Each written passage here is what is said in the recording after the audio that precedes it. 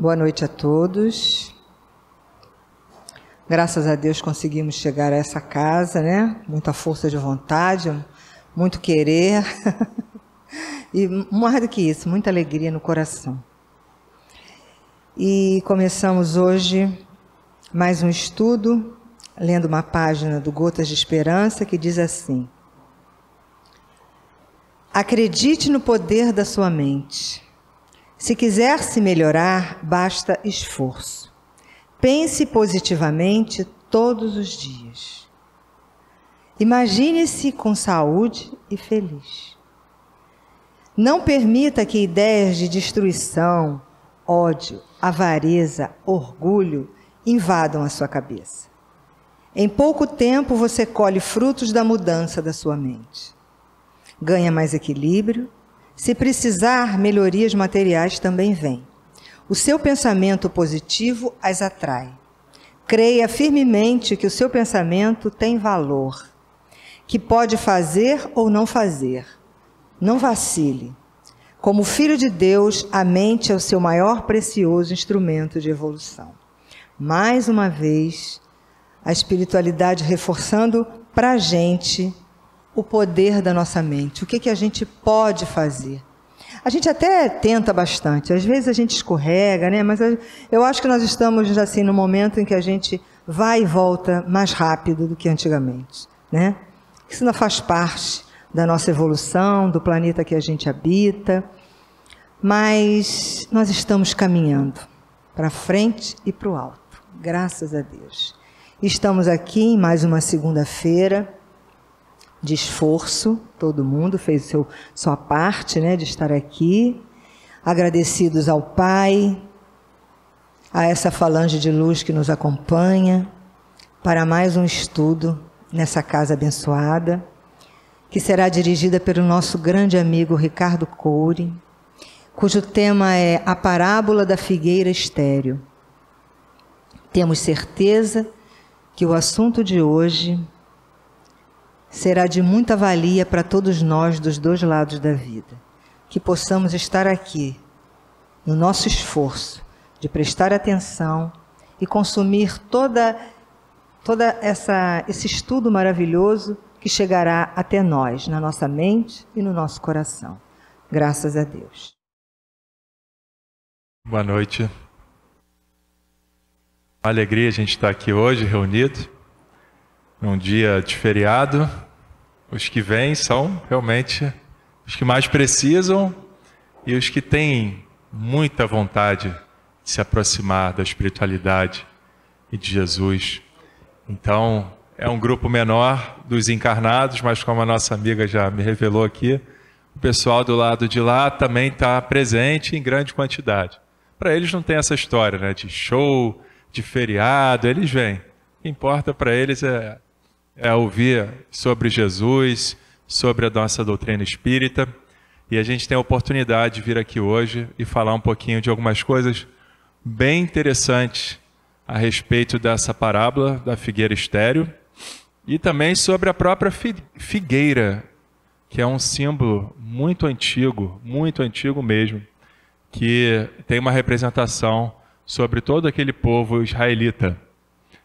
Então, eu queria começar com essa frase que está em Provérbios, no Antigo Testamento. A gente encontra muitas referências sobre figueira nos textos do Antigo Testamento, muitas. E em Provérbios diz assim: quem cuida da figueira comerá do seu fruto, e o que trata bem o seu senhor será honrado. A gente vai entender que quando Jesus se refere à figueira, nas suas falas, ele fala em mais de uma oportunidade, não só no Evangelho de Marcos, como a gente encontra no Evangelho segundo o Espiritismo, no capítulo do Trabalhadores da Última Hora, mas também tem presente em Lucas, em Mateus e em João também a gente vê uma cena de Jesus com Natanael, logo no início do Evangelho de João, em que a figueira também aparece. E quando Jesus se refere a figueira, como o próprio Zaqueu, a passagem de Zaqueu, quando Zaqueu sobe em um sicômoro, que é uma espécie de uma figueira. Na Gênesis, Adão e Eva, eles comem do fruto proibido, né?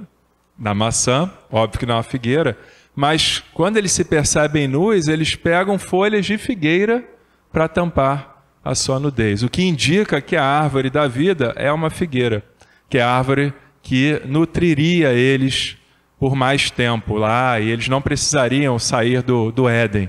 Desobedeceram o Pai e caíram para cá. Vamos passar aqui para o lado para a gente ver. Tá. Então eu trouxe aqui umas referenciazinhas sobre a figueira. Primeiro, eu vou chegar lá, tá, gente? Vamos começar devagar. A parábola é curtinha, mas o conteúdo é muito grande e denso. Características de uma figueira. É uma árvore lactescente de 10 a 20 metros de altura, uma árvore, né, grande, e de imensa copa, podendo chegar a mais de 20 metros de diâmetro a copa da figueira. Tronco dotado de raízes que se desenvolvem acima do solo. Então você vê as próprias raízes ali, junto com o tronco da árvore, chegando a medir de 90 a 180 centímetros de diâmetro. Quando a figueira dá o seu fruto? De maio a novembro. Da onde? Lá da Palestina. Tá? É uma referência que eu preferi trazer de lá, que a gente vai estudar aquela região no tempo de Jesus. E é muito importante a gente entender isso aqui. 3 anos após ela ter iniciado o plantio da figueira. Então você planta, 3 anos depois a figueira já cresce e ela dá a sua primeira, né, sementeira. De seus primeiros frutos, 3 anos depois. Para figos frescos, a colheita ocorre diariamente, quando os frutos apresentam coloração arroxeada. O que a figueira produz primeiro? Isso é interessante e vai ser importante também no estudo da nossa passagem de hoje. Você sabia que a figueira primeiro produz o fruto e depois é que nascem as folhas? Primeiro aparecem os frutos e depois as folhas.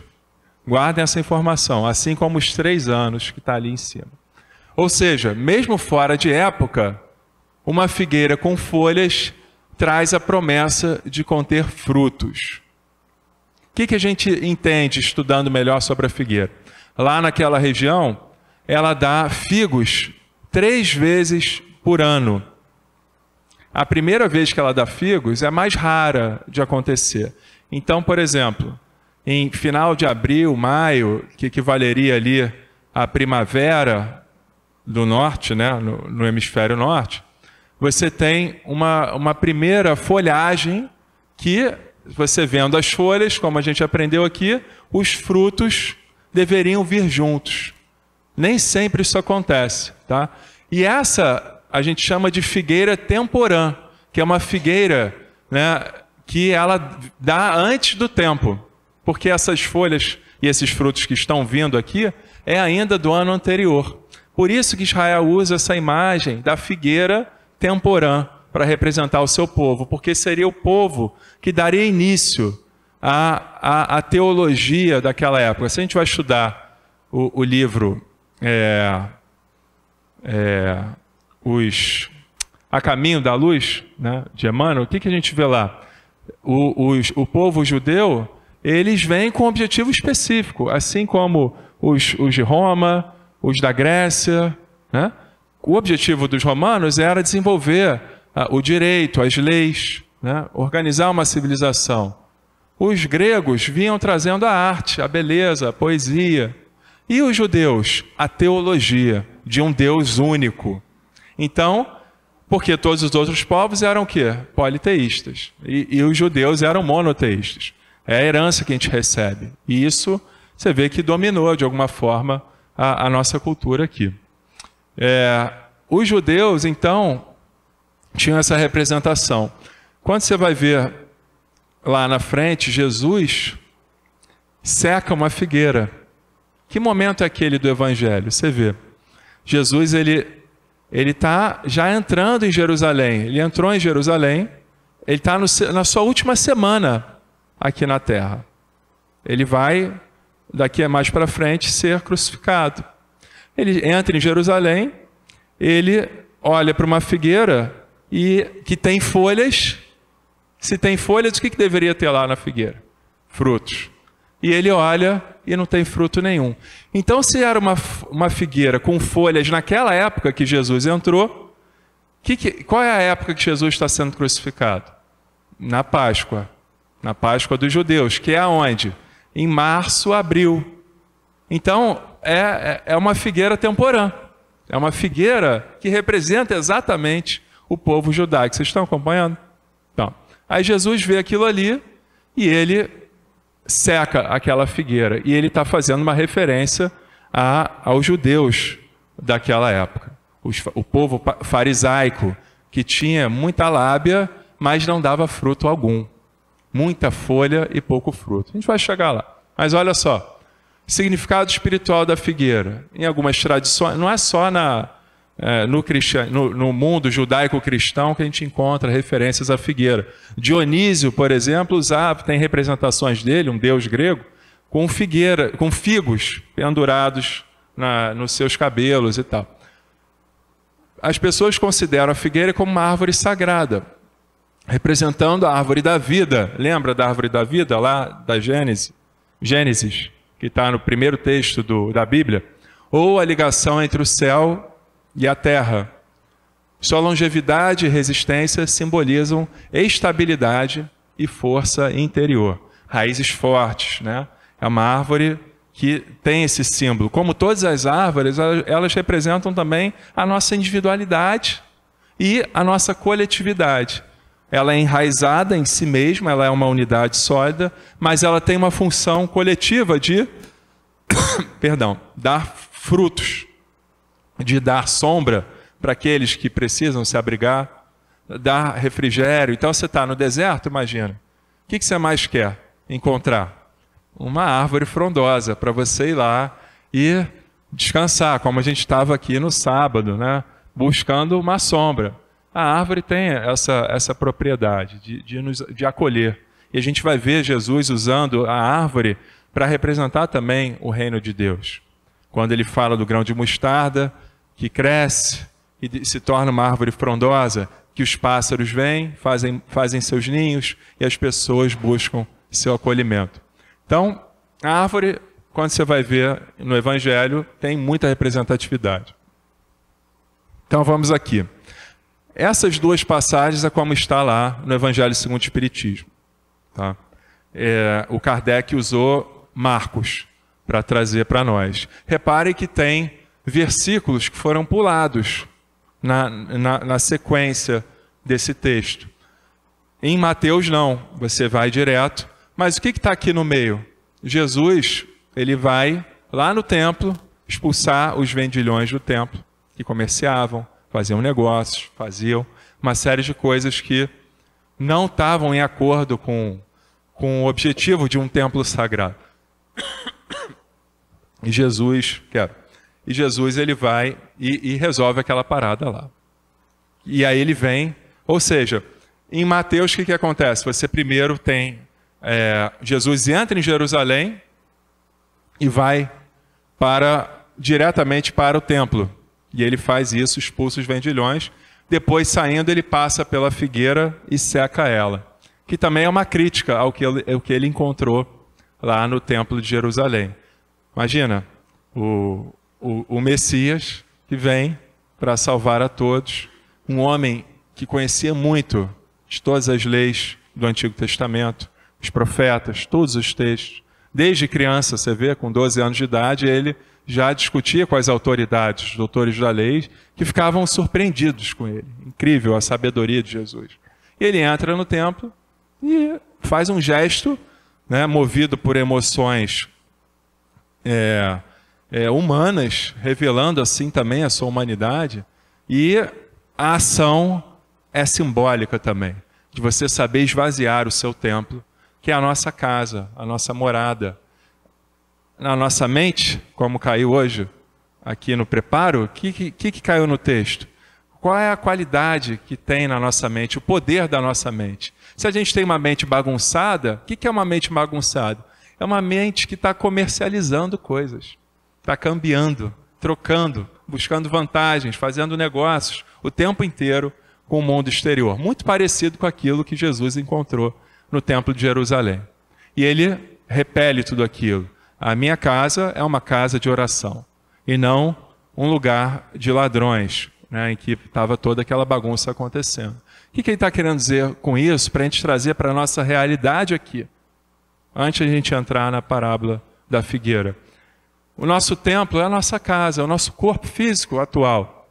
A gente tem que fazer um bom uso dele, purificá-lo, limpar tudo aquilo que não serve mais, eliminar vícios, condicionamentos, apegos, ilusões, desejos, tudo aquilo que não vale a pena para um espírito, numa vida transitória como a nossa e efêmera. A gente tem que ter uma atitude espiritual.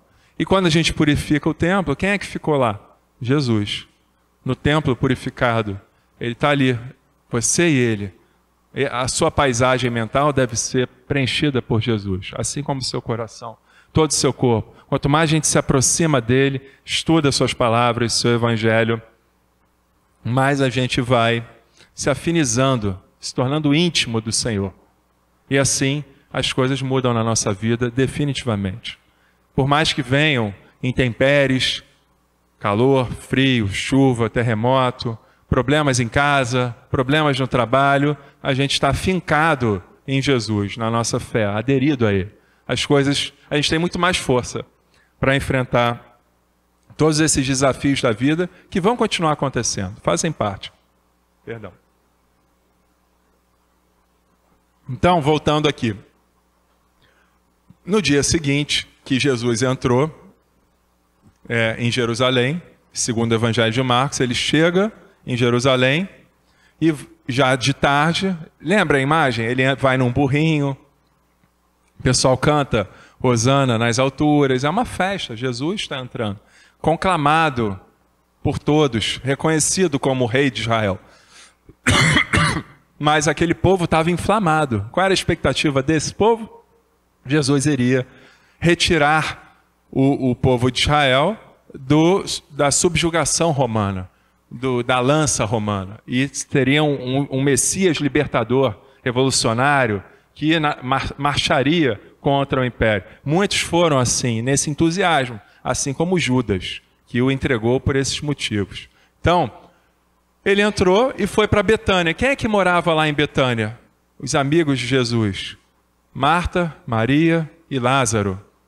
Né? Jesus tinha esses amigos lá em Betânia. Então ele foi passar a noite em Betânia. Obviamente que Marta e Maria cuidaram muito bem de Jesus. Deixavam Jesus com fome? Jesus ia sair de lá com fome? É óbvio que não. Mas aqui no Evangelho, por acaso, Jesus teve fome. Quando ele fala isso, ele vai ensinar. Observem lá a moça na Samaria, no poço de Jacó, que tem um diálogo de Jesus com ela. Ali Jesus começa um diálogo pedindo água para ela. E ela estava indo pegar água no poço ao meio-dia, um sol escaldante. E ali Jesus aproveita isso para iniciar uma conversa que levaria a um ensinamento espiritual e uma revelação de que ele era o Messias. E depois, os discípulos que foram buscar comida para Jesus numa cidade próxima, estou lá em João ainda, no diálogo na Samaria, voltam e levam comida para Jesus, achando que ele estava com fome.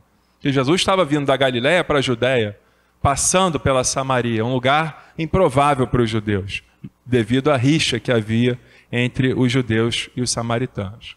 A maioria das pessoas desciam pelo Rio Jordão para chegar na Judéia, em vez de cruzar as montanhas da Samaria e chegar na Judéia. Então Jesus quis fazer esse caminho propositalmente para encontrar e estabelecer uma aliança entre os samaritanos e os judeus que havia sido rompido há milênios. Mas qual é o cerne da questão aqui? Os discípulos de Jesus vieram com comida. E Jesus fala, o alimento que eu tenho aqui, vocês não conhecem. Aí fala, alguém veio e já deu comida para o nosso mestre. O que é isso? Aí Jesus falou, o meu alimento é fazer a vontade do Pai que me enviou e realizar as suas obras. Entendam? Aí a gente volta para cá. Jesus com fome. Qual é a fome de Jesus? Realizar a vontade do Pai, daquele que o enviou, que deveria ser de seus discípulos, de todos nós que aqui estamos. Entender primeiro que vontade do Pai é essa. O que o Pai espera de vocês? Ou de mim? Ou das pessoas lá fora? Dos desencarnados que aqui estão presentes? O Pai tem um projeto com cada um de nós. Isso é certo. Todos aqui, de alguma forma, se consultarmos a nossa mente, fazer as nossas meditações, as nossas introspecções, a gente vai ouvir, de alguma forma, uma inspiração, um direcionamento acerca das nossas escolhas. Isso a gente tem que fazer diariamente. É um processo de aproximação. É o Messias que fala com você, como a moça na Samaria. Jesus se apresenta e conversa. É o maior diálogo que tem de Jesus com alguém. É justamente com uma mulher, uma não judia, né, num lugar improvável, no meio da Samaria. Você vê que Jesus é muito esperto, para mostrar justamente que ele veio para todos. Né? E aí vai. Vendo de longe uma figueira com folhas, foi ver se nela acharia alguma coisa. Esses frutos que estariam ali, eles não são os figos ideais, não são os figos mais saborosos, mas eram os primeiros figos que apareceriam depois de um inverno, em que nenhuma árvore daria fruto. Então, é um fruto necessário. Vocês entendem o que Jesus está querendo mostrar aqui? É necessário essa primeira safra de figos, nesse primeiro momento do ano, pós-inverno, como era a simbologia do povo israelense lá atrás. Então, ele vai ver e nele não acha coisa alguma. Jesus já está há quanto tempo? Desde que ele começou lá, sendo batizado com João Batista, até a crucificação. Quantos anos são? 3 anos. Quando você joga uma semente e planta uma figueira, quantos anos demora para ela dar os seus primeiros frutos? 3 anos. Vocês entendem a relação disso com o ministério de Jesus? É exatamente isso. Então, aproximando-se dela, nada achou, a não ser folhas, porque não era tempo dos figos. A segunda safra dos figos, junho, julho, verão, são os figos mais suculentos, mais saborosos, grandes, doces, maravilhosos. Mas qual era o problema desses figos? Eles estragavam rápido. Então você tem um figo necessário, não tão bom assim de sabor, mas consistente, que viria antes. Essa segunda safra, a gente pode pensar aqui junto, que seria ali aquele entusiasmo. Logo após a crucificação de Jesus, você tem 50 dias depois o quê? Pentecostes.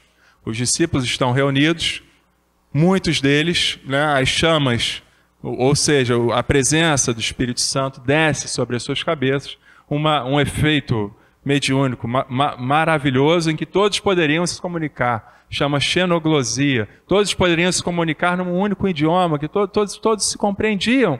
Olha que legal. E aí Pedro faz um discurso muito belo e inflama multidões. 3.000 pessoas ali naquele momento, depois do discurso de Pedro, foram batizadas por cristianismo. É o segundo, poderia representar aí, a segunda safra dos figos suculentos. Mas essa galera toda depois foi perdendo a sua adesão ao cristianismo primitivo quando os romanos passaram a perseguir, não além dos judeus. Antes a rixa era entre judeus, judeus e neocristãos ali. Depois que os romanos vieram, fazendo uma perseguição vasta, muitos abjuraram, muitos não aguentaram a pressão e retomaram para a sua antiga tradição judaica. Então você tem um fruto que logo depois ele vem e é destruído. E ainda tem uma terceira safra, que vem lá em agosto, setembro, são os melhores frutos, considerados assim. É aquela que vai dar sustentação por por maior quantidade de meses possíveis. E é um fruto de qualidade, né? Qual é o nome do Caligari? Rodolfo Caligares, perdão. Ele diz que é o espiritismo, a simbologia desse terceira safra de frutos. É aquela que ainda está, né, para dar sustentação a tudo que a gente viu por aí. É a retomada, né, como se fosse assim, ainda tem frutos para dar. E a gente está aqui representando isso de alguma forma. Bom, voltando para o texto. Jesus disse à figueira: nunca mais alguém coma dos seus frutos. E os discípulos de Jesus ouviram. Imagina, você está andando com Jesus, depois de um monte de coisa, só faltava Jesus amaldiçoar uma figueira. Foi mais ou menos o que ele fez ali.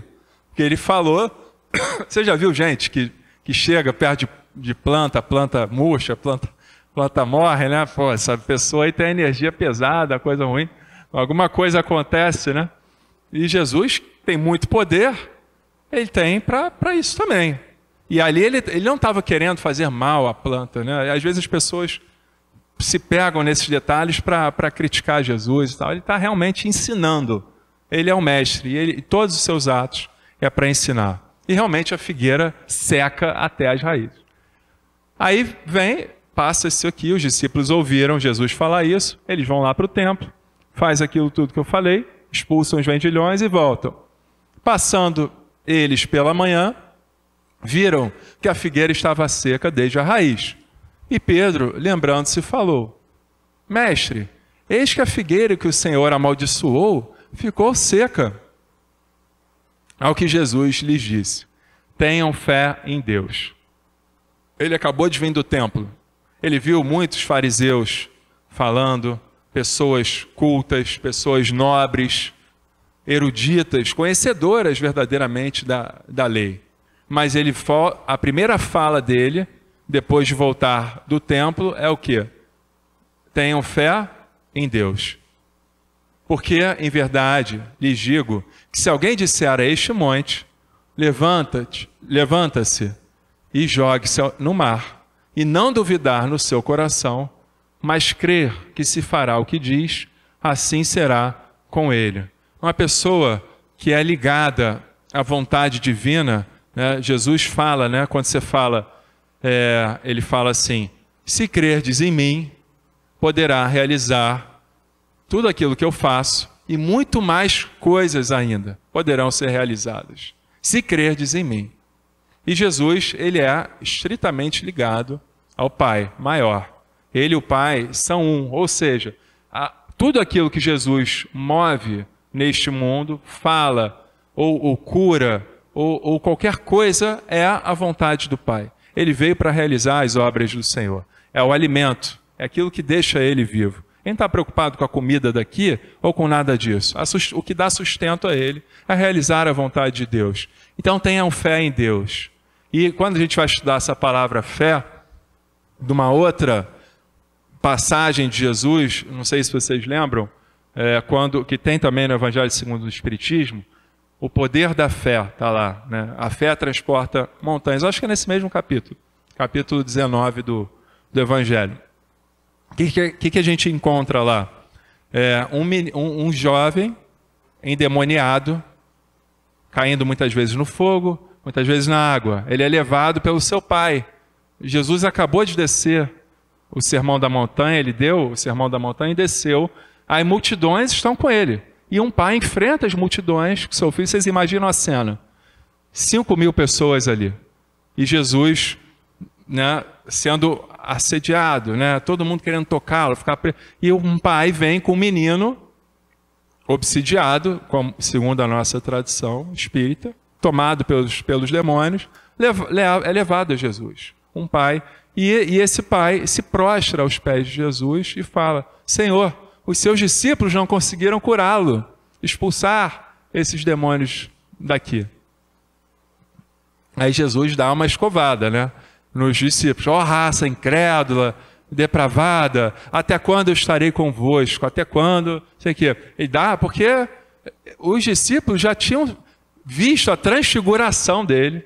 Jesus já apareceu na sua real versão, um rosto solar, uma roupa completamente alva, luminosa, lá no Monte Tabor. Já tinha dado ordens para os discípulos, instruídos eles, a curar no seu nome, a expulsar os demônios. Já tinha feito tudo para aqueles discípulos, e eles não estavam ainda conseguindo.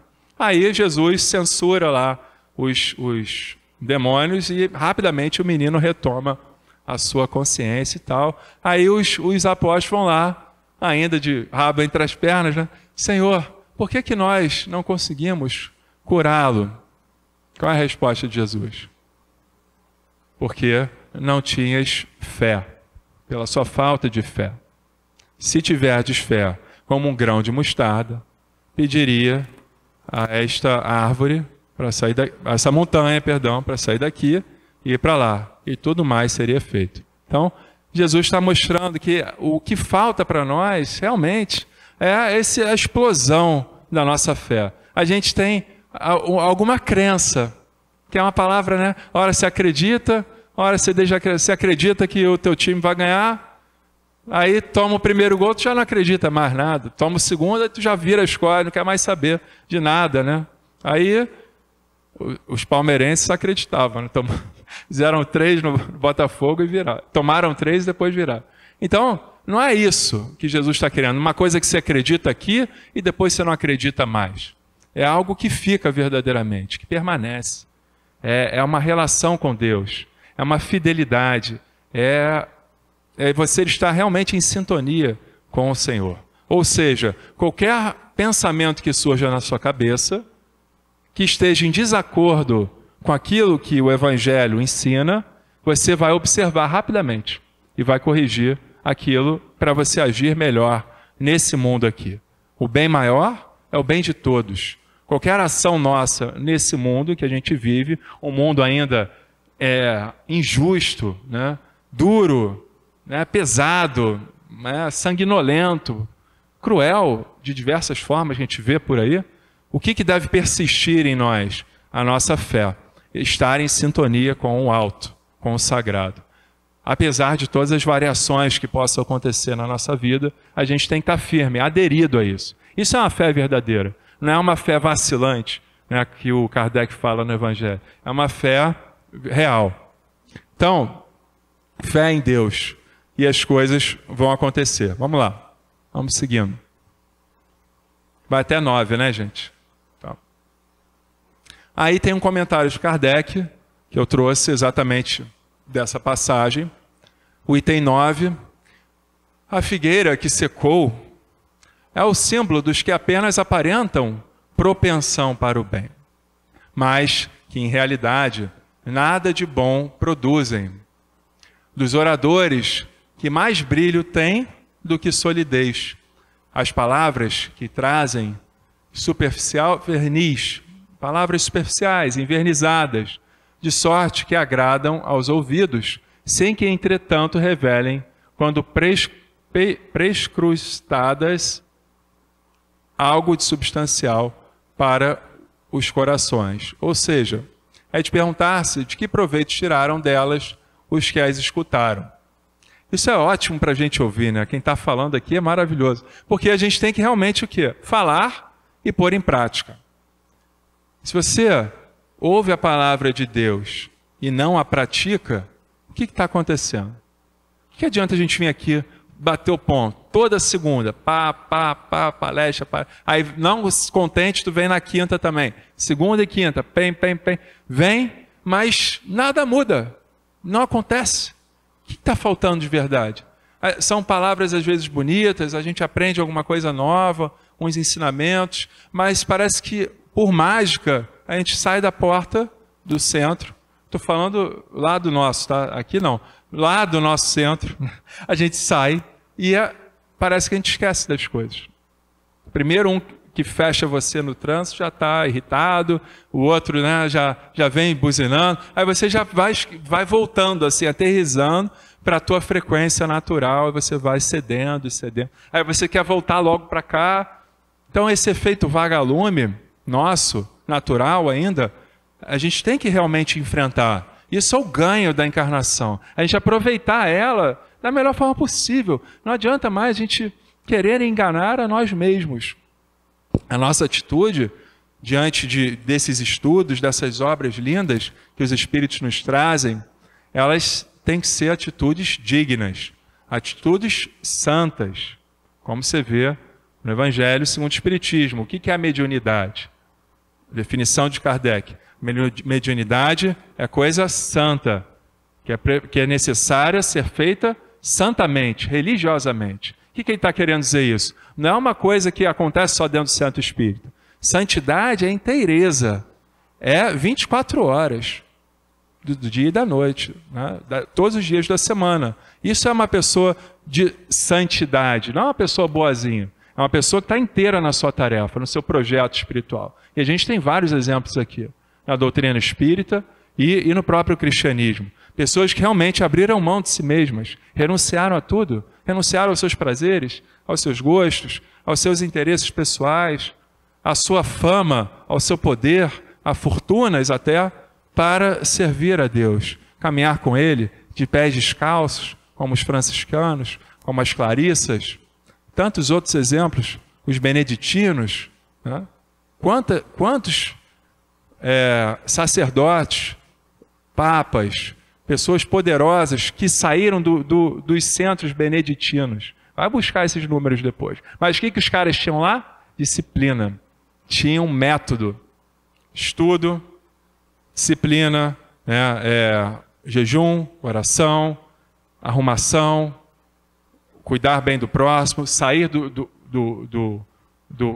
espaço, do mosteiro, cuidar dos desfavorecidos, saber a hora de voltar. Era algo realmente que funcionava. Às vezes, no Espiritismo, a gente fica satisfeito com os estudos, com as leituras, mas a gente ainda mergulha muito de cabeça nas coisas do mundo, nas coisas que acabam por aqui mesmo, que mais cedo ou mais tarde vão ser ceifadas na nossa vida. Aliás, a nossa vida material vai ser ceifada de nós mesmos, e tudo vai-se embora. Então, qual é o nosso interesse real? Servir a Deus, servindo aos homens, à natureza, aos animais, a toda a criação. Tudo é obra de Deus. E a nossa atitude deve ser dessa forma também. É um trabalho, tá, gente? Não é uma cobrança. Isso não é uma cobrança. Eu não faço isso. Mas a gente tem que reconhecer a nossa busca verdadeira. O Espiritismo é coisa séria. Não é uma religião que fala uma coisa para você e você abaixa a cabeça e concorda. Tem um estudo por trás disso. Um raciocínio, uma lógica que a gente tem que compreender verdadeiramente. Essa é a nossa atitude diante dessas escrituras maravilhosas, desses livros maravilhosos que chegam a nós. Então, Kardec está dando alfinetadas aqui. É de perguntar-se de que proveito tiraram delas os que as escutaram. Simboliza também todos aqueles que, tendo meios de ser úteis, não o são. Todas as utopias, todos os sistemas ocos, todas as doutrinas carentes de base sólida, o que as mais das vezes falta é a verdadeira fé. A fé produtiva, a fé que abala as fibras do coração, numa palavra que transporta montanhas. A gente vai ver no livro Paulo e Estevão, assim como em Atos dos Apóstolos, Paulo já convertido para o cristianismo, vai abrindo igrejas, né? Não como a gente imagina uma igreja, mas reuniões, como a gente tem aqui, como tem numa casa. Ele consegue ali, com cristãos, né, pessoas que reconhecem Jesus como Messias, estabelece ali um diaconato, né? Ele ensina o Evangelho, deixa ali alguns textos, e aquelas pessoas têm uma responsabilidade com aquela comunidade, de fazer aquilo ir crescendo. Então Paulo, além de prescrever cartas maravilhosas, ele ia aos lugares, com todas as dificuldades que vocês conhecem, no livro Paulo e Estevão, e também em Atos dos Apóstolos, e vai enfrentando. E uma das frustrações que ele tem é de não ter conseguido, em uma única cidade que ele foi, que ele não conseguiu inserir uma eclesia, uma reunião, uma igreja, é em Atenas. Olha que ironia. O que Atenas representava naquela época? Toda a cultura, a sabedoria, pessoas avançadas filosoficamente, elas não deram acolhimento àquilo que o Paulo estava ensinando. Ele que veio de Tarso, que era uma outra cidade, uma cidade helênica também, grega, que trabalhavam muito o lado filosófico. Aprendeu muito lá. Mas em Atenas ele não conseguiu. E ele revela para Lucas, nas suas conversas com Lucas, já num calabouço, né, o quê? Olha, Lucas pergunta, você não quer desistir disso tudo? Você já está cansado, velho, encarquilhado, você não aguenta mais. Não, eu tenho que continuar, eu não posso parar, não sei o quê. E aí ele fala que 2 tipos de pessoas são as mais difíceis de compreender ou de aceitar o cristianismo. 2 perfis de personalidade. O primeiro são as pessoas que já têm tudo. Muito poderosas, ricas. Não só ricas financeiramente, mas de conhecimento. Pessoas eruditas, que já acham que sabem de todas as coisas. Essas é difícil você trazer uma ideia nova dentro de uma pessoa que já está ali enraizada naquilo que ela diz saber. E a outra, segundo Paulo, contando para Lucas, é o quê? As pessoas que têm fanatismos religiosos, fanatismos nas suas ideias, nas suas crenças particulares, e elas não aceitam raciocinar em cima de alguma coisa nova que vem chegando por aí, que era ali, no caso, o cristianismo. E a gente tem que olhar para nós. Será que a gente tem abertura para o sagrado? Abertura para um conhecimento novo? Realmente entender que nós não sabemos de coisa alguma? Que eu só sei que eu nada sei mesmo? Que todo esse conhecimento que está vindo para mim, ele é inaugural, talvez nessa existência, ou estou dando continuidade a estudos de existências anteriores? Pouco importa isso. O principal é o que chega para nós hoje. Se chegou para nós, mata no peito e faz seu gol. Não vai desperdiçar. Não tem mais tempo a perder em relação a essas coisas. Então a nossa atitude é o quê? Mais uma vez, seriedade, postura, verdade, trazer o conhecimento para a prática, colocá-lo em prática. E despertar também a fé. Então, continuando Kardec. São árvores cobertas de folhas, porém, baldas de frutos. Não tem fruto. Kardec está concordando ali com Jesus. Por isso é que Jesus as condena à esterilidade. Porquanto o dia virá em que se acharão secas até a raiz. Imagina, você vem com uma missão espiritual de trabalhar mediunicamente, ou trabalhar com a sua palavra, exortando, dando palestras, expondo, dando aula, instruindo, dentro de um contexto religioso, né? E você nega, você abre mão, você rejeita, você quer desertar disso, você tem medo dos espíritos, sendo médio e vendo eles, imagina. E aí você faz de tudo para que essa mediunidade desapareça. Quantas pessoas que a gente atende em atendimento fraterno, médiuns com grande potencial, mas com objetivos contrários, de não querer ter que lidar com aquilo. Não querer ver, não querer ouvir, não querer sentir uma necessidade de se expressar através da fala, de uma psicofonia. Não querem trabalhar a mediunidade, pelo contrário, querem anulá-la. Deus, com toda a sua misericórdia, atende a esse pedido. Mas a gente sabe que a gente só está prorrogando as coisas, empurrando com a barriga. Talvez para uma outra existência você tenha que refazer tudo aquilo que você já tinha combinado lá na erraticidade.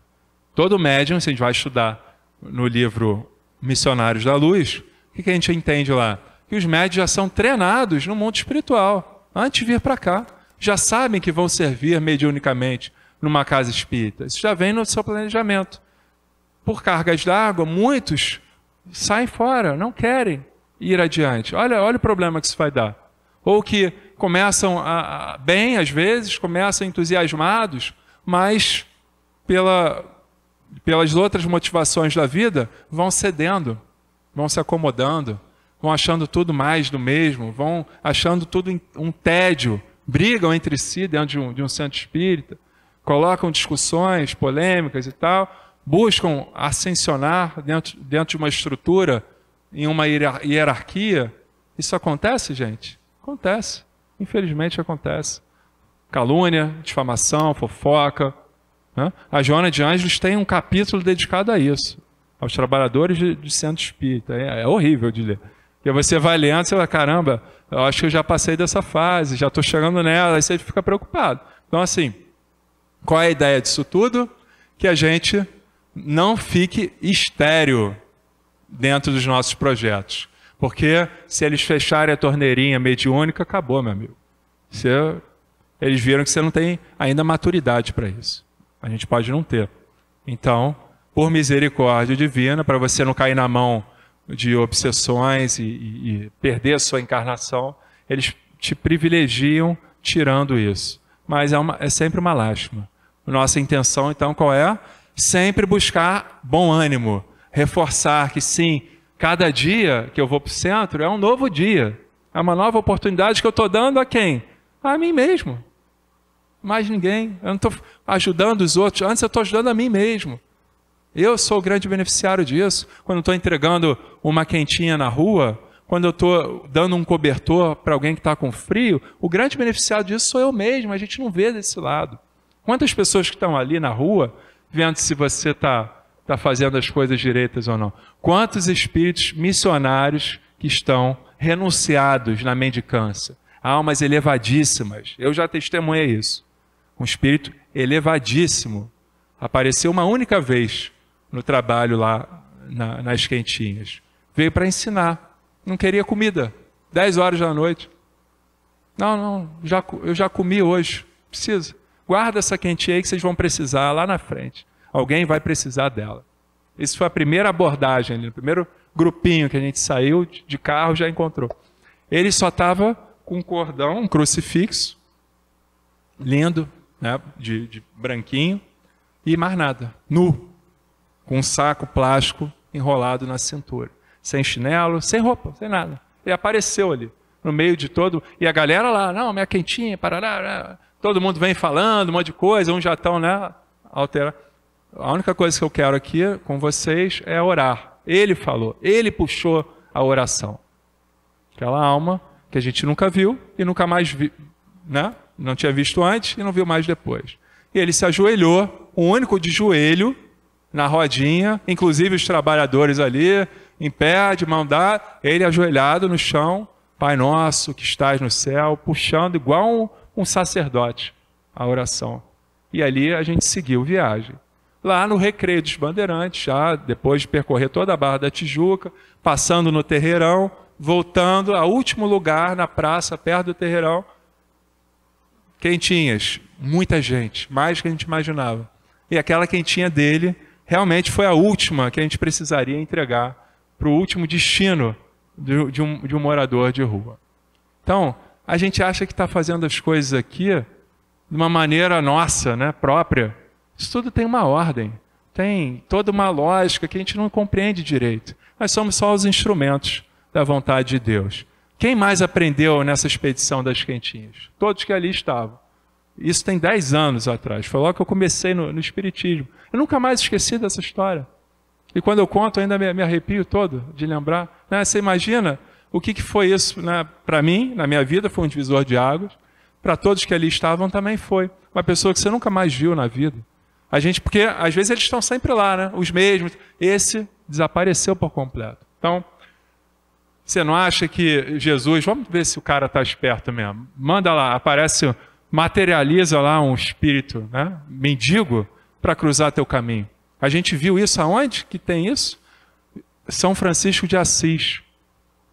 Iniciando, já tinha feito a sua renúncia, se despido. Qual era o pavor de São Francisco? Dar de cara com um leproso. O leproso é um termo daquela época que eu estou trazendo aqui. A gente usa outro nome. E ele não gostava, ele ainda tinha resistência ao leproso. Né?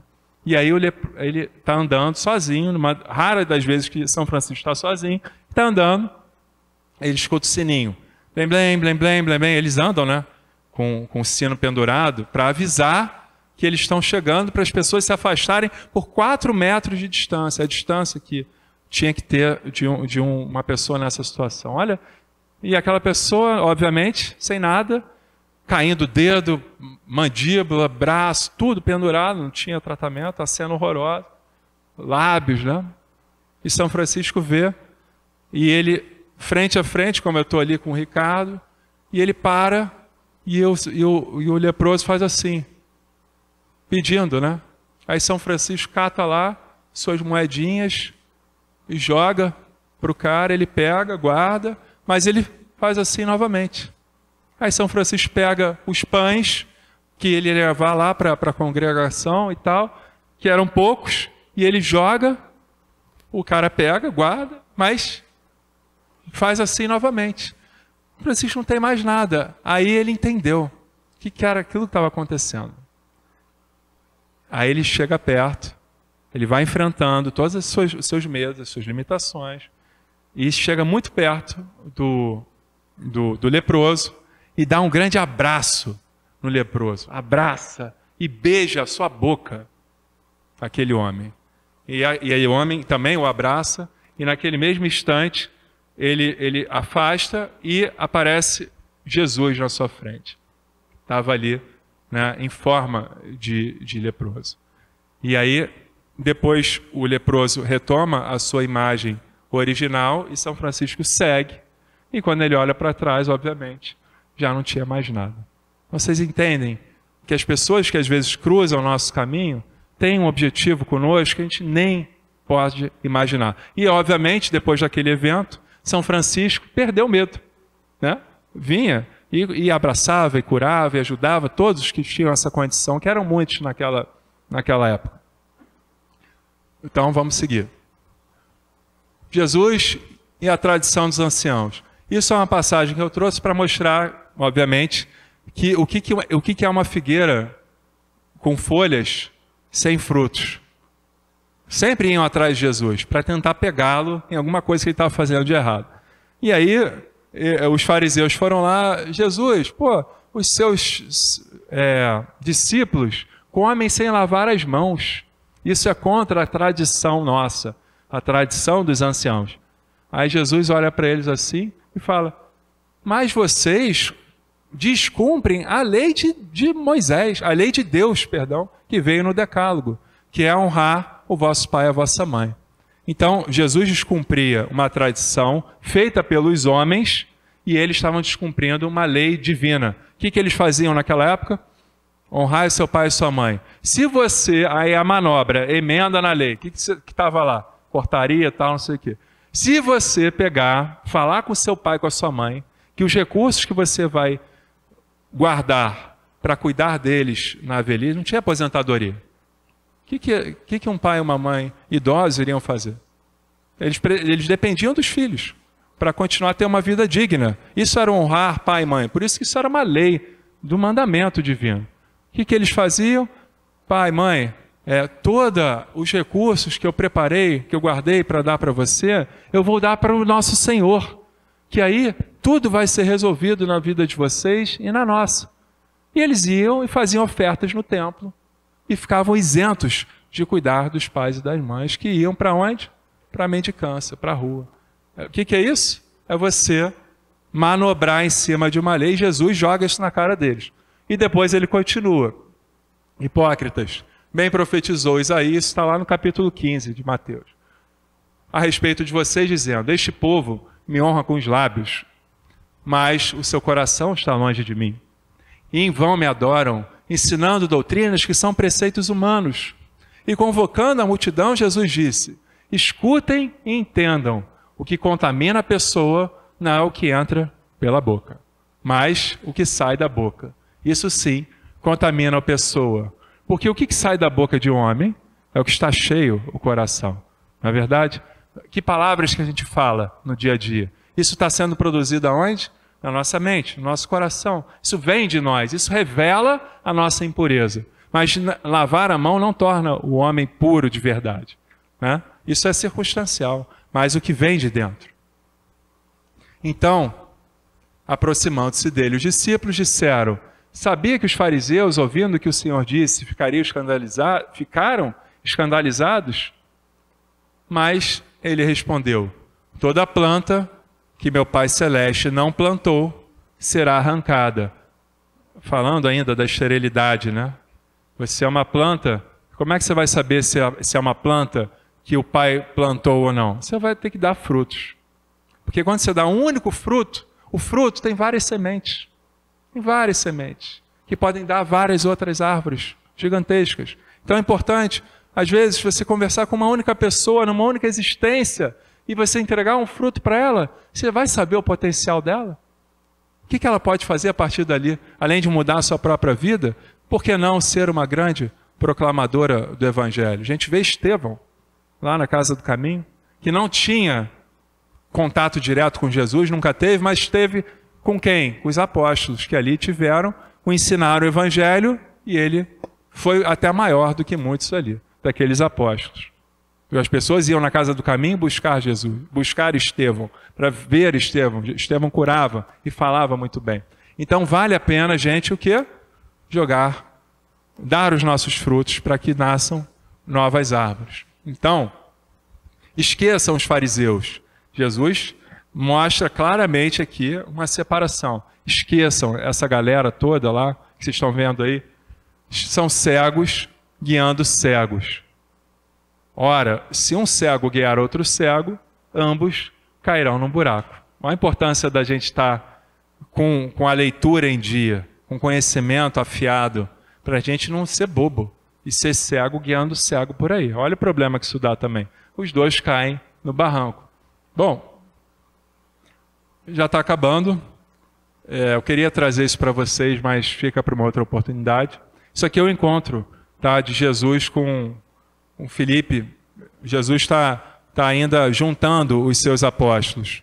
Lá no iniciozinho do Evangelho de João. Ele chama Filipe, Filipe aceita, não vou ler, mas vou contar. E aí Filipe fala com Natanael. Filipe é um nome grego. É um gentio que adere rapidamente a Jesus. E Natanael, para acabar, eu sei que vocês já estão, né, aflitos. Natanael... Oi? Pode ir? Não, calma, já estou... Natanael representa um israelita de verdade. Palavras do próprio Senhor Jesus. Por quê? Ele via um homem digno, um homem cumpridor das leis e um homem esperançoso na vinda do Messias que estava por vir. Então Natanael era um homem avançado, segundo Jesus. E nesse diálogo aqui, Filipe apresenta Jesus como um nazareno, né? E Natanael, no primeiro momento, fala assim, mas pode vir coisa boa de Nazaré? Como assim? Porque naquela tradição, o Messias viria da Judéia, e não da Galiléia, Nazaré da Galiléia. Mas ele não sabia que Jesus tinha nascido em Belém, na Judéia. Bom, aí Jesus quebra Natanael como? Eu vi você embaixo de uma figueira, antes de falar com Filipe. Eu já via você. E, segundo a tradição apócrifa, né, fora do cânon bíblico, Natanael, que é o Bartolomeu, né, a mesma pessoa, que a gente tem inclusive um evangelho de Bartolomeu, que é apócrifo. Bartolomeu orava muito embaixo de uma figueira, e sozinho. Mas Jesus sabia disso. Jesus vai lá e resgata Natanael e traz o seu ministério. Quando ele escuta isso, ele se rende a Jesus. E chama Jesus de quê? Do rei de Israel, o filho de Deus, o mestre. Jesus fala, você crê? Só porque você soube que eu te vi embaixo da figueira? Espera, você verá, né, coisas muito maiores do que essa. Em verdade lhe digo, você verá o céu aberto e os anjos de Deus subindo e descendo sobre o Filho do Homem. E nesse evangelho apócrifo de Bartolomeu, Bartolomeu tem a evidência na crucificação de Jesus. Quando Jesus está crucificado, ele vê exatamente essa cena, do céu completamente aberto e os anjos do Senhor, os seres angelicais, subindo e descendo em cima da cruz de Jesus para dar suprimentos, acolhimento. Tem inclusive pinturas belíssimas sobre isso, né? Daquele anjo servindo a Jesus na cruz. Isso é a partir de uma visão de Bartolomeu, que é o nosso Natanael. Bom, gente, não dá para a gente continuar, ainda tinha mais coisa, mas foi. Então tá. Então é isso. Obrigado pela oportunidade. Muita paz para vocês. Bem, meus amigos, coisa bonita escutar sobre Jesus, sobre como ele preparou os ensinamentos de uma forma simples e profunda, para que nos dias de hoje chegasse até nós e pudéssemos interpretar de uma forma profunda como ele queria. Talvez depois de alguns séculos, pudéssemos entender mais profundamente os seus ensinamentos.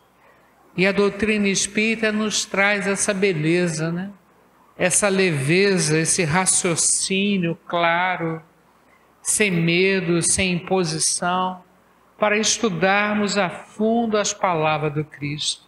Gratidão a Jesus, gratidão ao nosso Pai, que preparou isso tudo com muito carinho, com muito cuidado.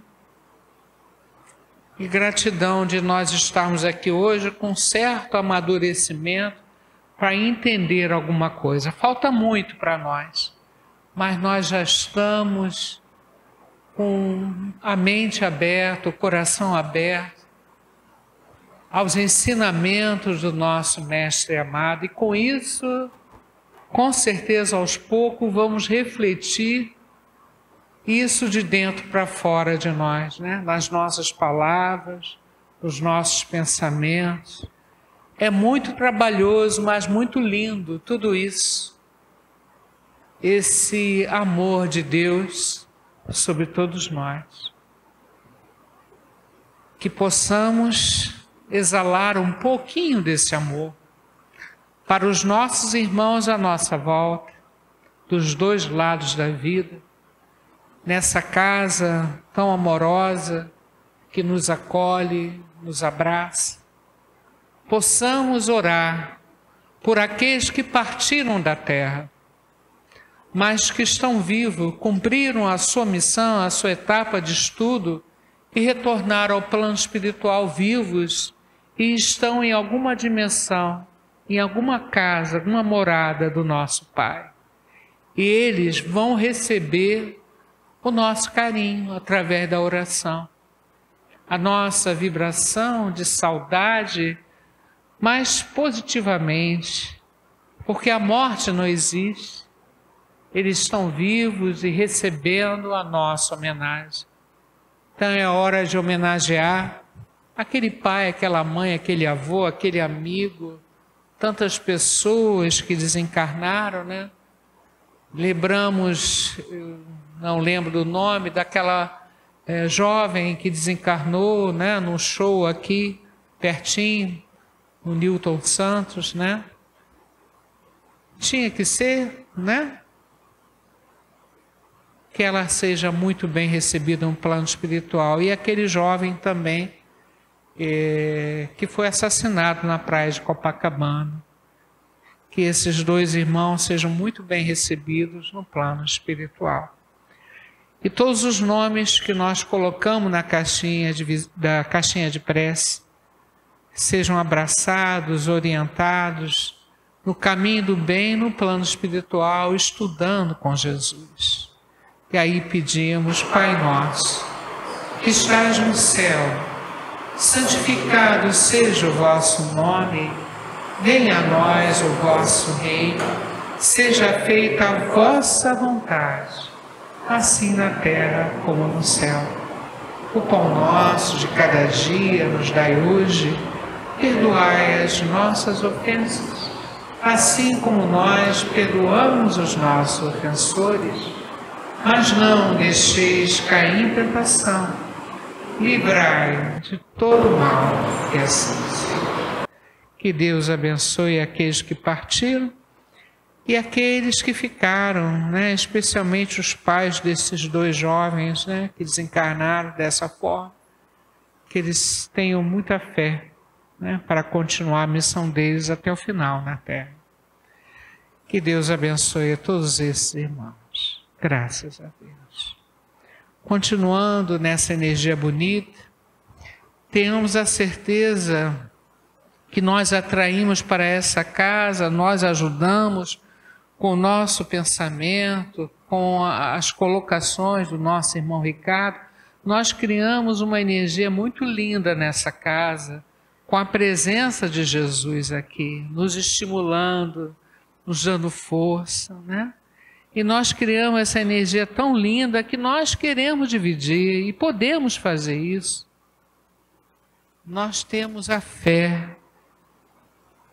E essa fé faz com que o nosso pensamento aumente, aumente, aumente e chega lá longe. Essa energia bonita que nós temos aqui, nós vamos irradiar.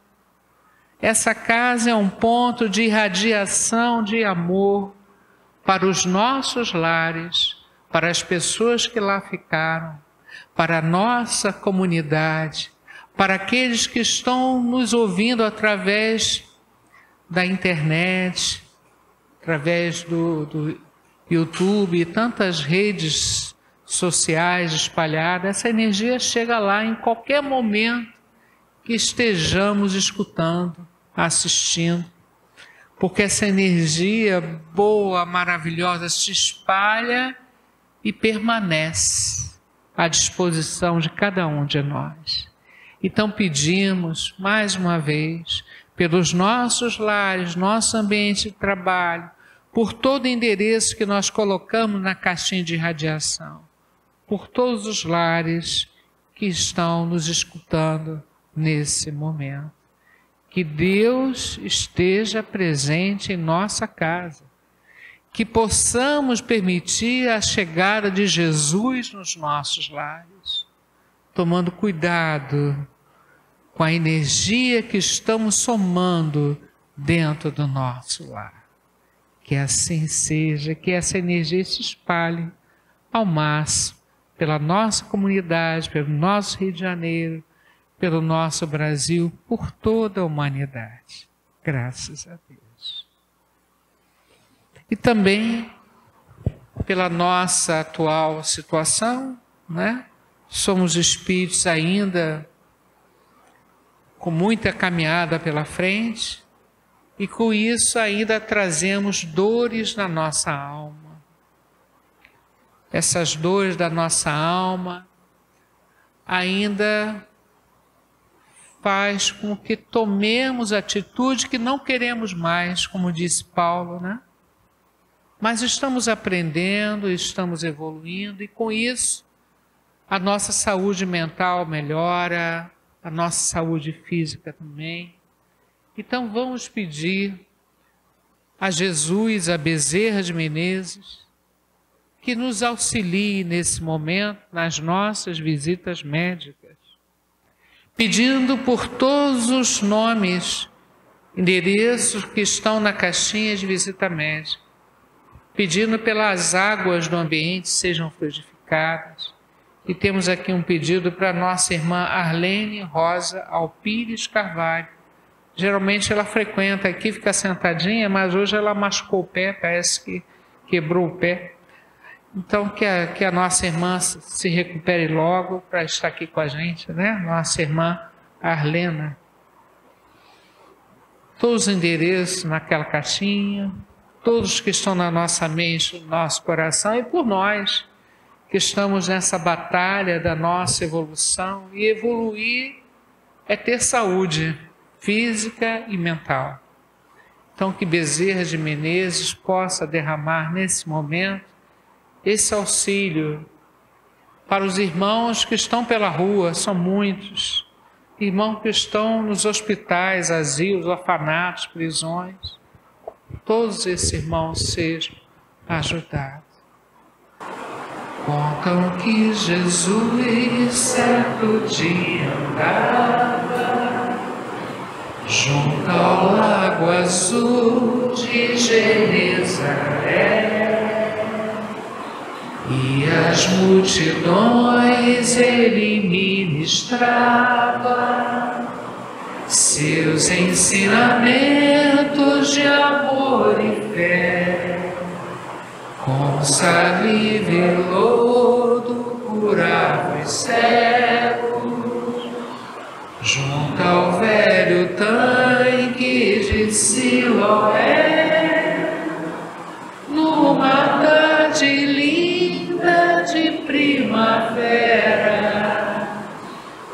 outros mais prodígios ele fizera na cidade santa de Nazaré.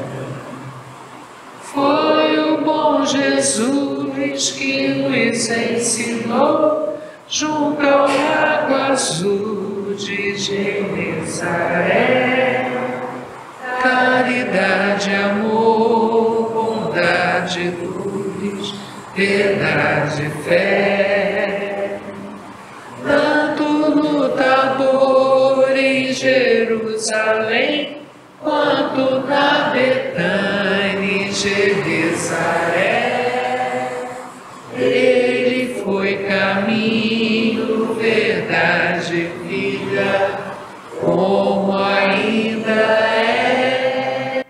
Todos nós aqui mergulhamos no lago de Genezaré e recebemos esse banho de luz do nosso Mestre amado Jesus. Então, que o nosso Mestre esteja conosco sempre, a curar a nossa alma, a abrir os nossos olhos.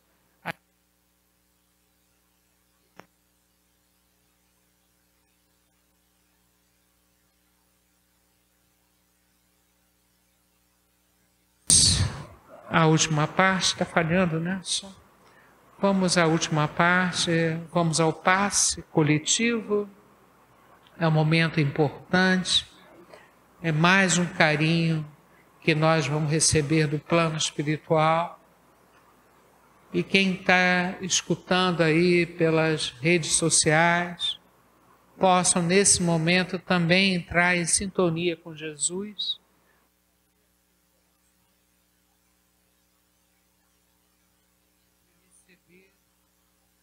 Passe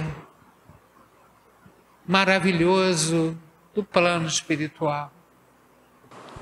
Senhor, tua luz traz imensa paz. Tu és a verdade, o caminho, porto seguro das aflições, amparo ao sofredor. Suave é o jugo do teu amor, ó bondoso Senhor. Suave é o jugo do teu amor, ó bondoso Senhor. Que a sua bondade, Pai, possa atingir o nosso organismo, aonde nós estivermos, nesse momento de oração. Que teu amor nos cure, cure as nossas dores da alma, as dores físicas. Nos ajude a levantar o nosso ânimo, a nossa esperança, a nossa alegria de viver. Afaste de nós todo mau pensamento. Que a tua luz brilhe em nossa direção, nos curando, nos aliviando, nos dando ânimo todos os dias para a nossa tarefa na terra. Obrigado, Senhor. Gratidão por esses momentos de oração e a permissão que nós pedimos para encerrarmos o trabalho dessa noite, agradecendo a presença de vocês que nos ajudaram nesse trabalho, a presença de Ricardo, de Ana. Que Deus abençoe esse casal, abençoe a vida de vocês, nessa missão tão bonita. E que possamos pedir pela nossa humanidade, a nossa Terra-escola, que é um planeta ainda de muitas dores, de muito sofrimento, mas que tem muita coisa bonita também, que é uma terra de Deus, é uma terra de Jesus, é uma escola com as suas necessidades, né? E nós também. Então, nosso obrigado a Deus, a Jesus, Que Deus nos ampare hoje e sempre. Que possamos sair daqui leves, com o coração mais próximo de Jesus. E desta forma, nos curando emocionalmente, né, e fisicamente. Obrigado, Senhor, por tudo. E até a próxima, se Deus quiser.